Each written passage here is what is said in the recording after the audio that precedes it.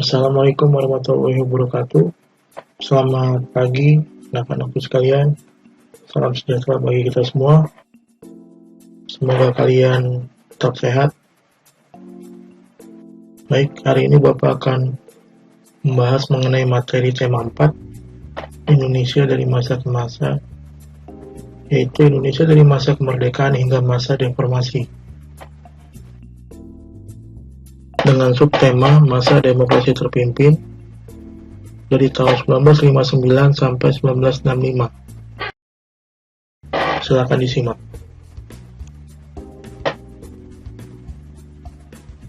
Tujuan pembelajaran adalah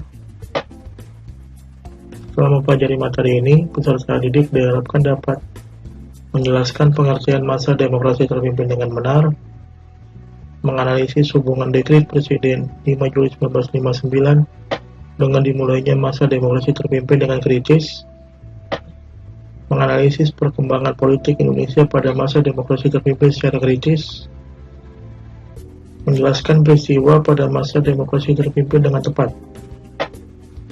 menjelaskan perkembangan ekonomi Indonesia pada masa demokrasi terpimpin dengan cermat. Masa demokrasi terpimpin. Demokrasi terpimpin berlaku di Indonesia sejak dikeluarkannya Dekret Presiden 1959. Dalam sistem ini, kebebasan tetap ada namun dibatasi dengan alasan kepentingan rakyat dan keselamatan negara.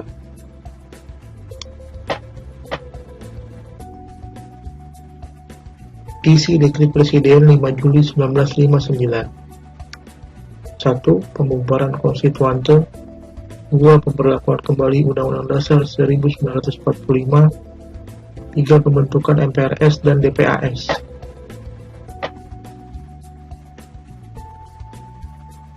Pada masa demokrasi terpimpin, struktur ekonomi Indonesia cenderung ke sistem etatisme atau statisme yang menjadikan negara sebagai pusat kekuasaan.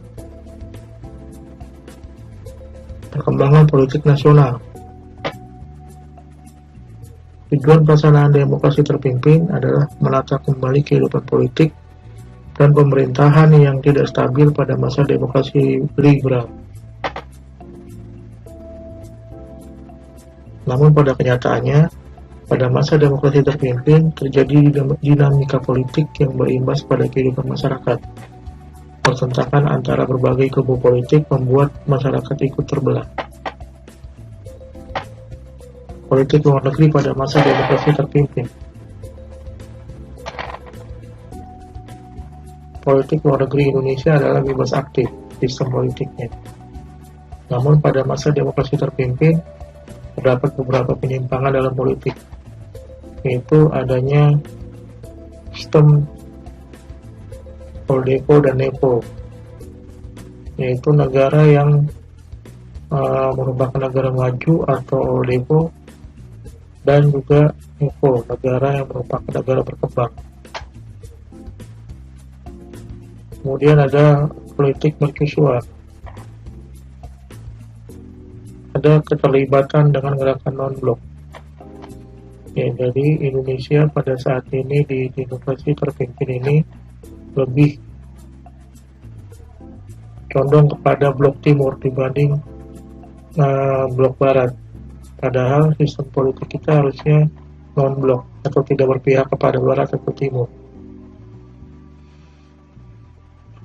Konfrontasi dengan Malaysia. Latar belakangnya adalah pembentukan Federasi Malaysia. Proyek neokolonialisme Inggris yang membahayakan eksistensi Indonesia dan negara Nepo atau negara berkembang. Oleh karena itu, pada tanggal 3 Mei 1963, Presiden Soekarno mengumumkan Dwi Komando Rakyat atau Dwi Kora.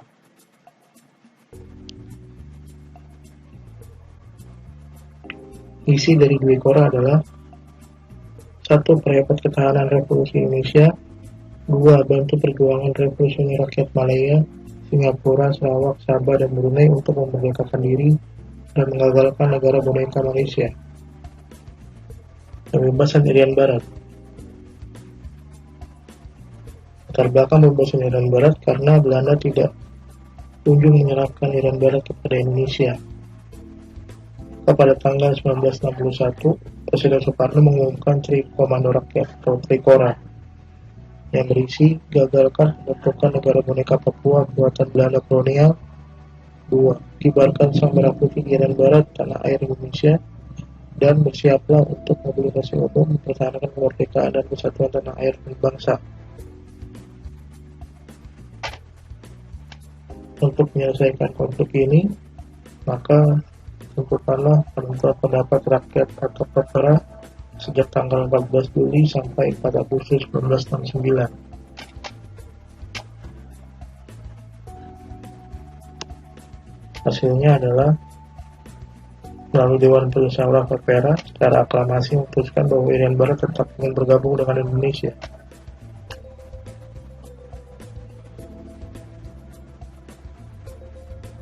Gerakan 30 September 1965.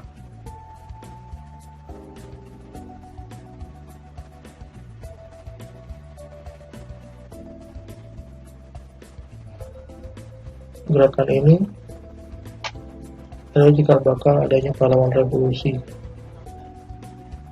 Terjadi pada tanggal 30 September 1965. Peristiwa gerakan ini terjadi pada malam tanggal 30 September 1965. Dalam peristiwa tersebut, sekelompok militer di bawah pimpinan Letkol Untung melakukan penculikan dan pembunuhan terhadap 6 perwira tinggi TNI AD, serta memasukkan jenazah mereka ke dalam sumur tua di daerah Lubang Buaya, Jakarta.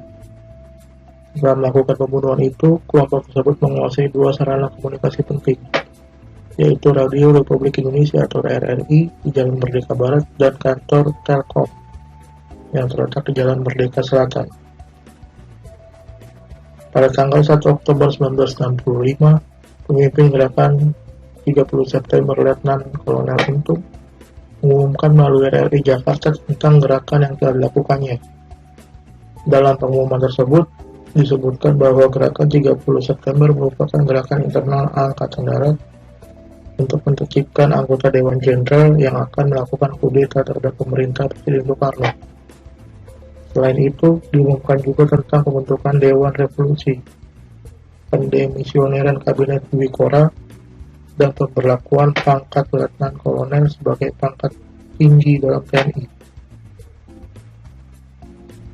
Pengumuman ini segera menyebar pada 1 Oktober 1965. Dan menimbulkan kebingungan di masyarakat. Maijen Soeharto yang saat itu menjabat sebagai Panglima Komando Strategis Angkatan Darat atau Pangkostrat memutuskan segera mengambil alih pimpinan TNI Angkatan Darat karena Jenderal Ahmad Yani selaku Menpangat saat itu belum diketahui keberadaannya. Setelah berhasil menghimpun pasukan yang masih setia pada Pancasila, operasi penumpasan gerakan 30 September pun segera dilakukan. Operasi penumpasan G30S PKI dipimpin oleh Maijen Soeharto bersama Resimen para Komando Angkatan Darat atau RPKAD dan Batalion 328 para Divisi Sriwangi.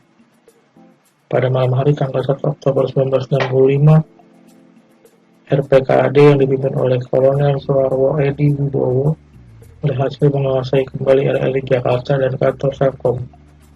Selanjutnya, Maijen Soeharto mengumumkan melalui radio tentang keadaan yang sebenarnya kepada rakyat. Pada tanggal 2 Oktober 1965, RPKAD pimpinan Kolonel Soeharwo Edi Wibowo berhasil sepenuhnya menguasai keadaan Jakarta dan pemberontakan G30S PKI digagalkan.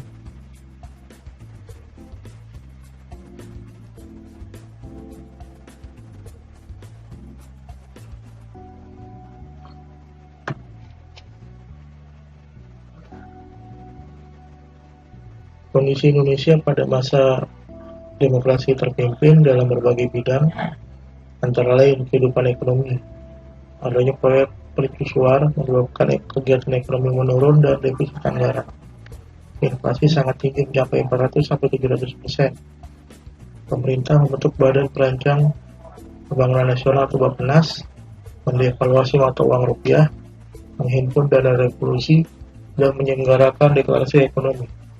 Dalam bidang sosial, pemerintah gagal menciptakan kesejahteraan rakyat. Biaya kebutuhan hidup meningkat karena sebagian penduduk Indonesia masih melakukan barter.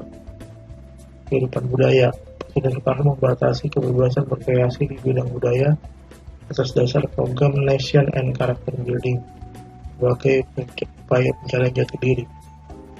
Kepentingan politik terlalu jauh mencampuri bidang kesenian maupun kesusastraan.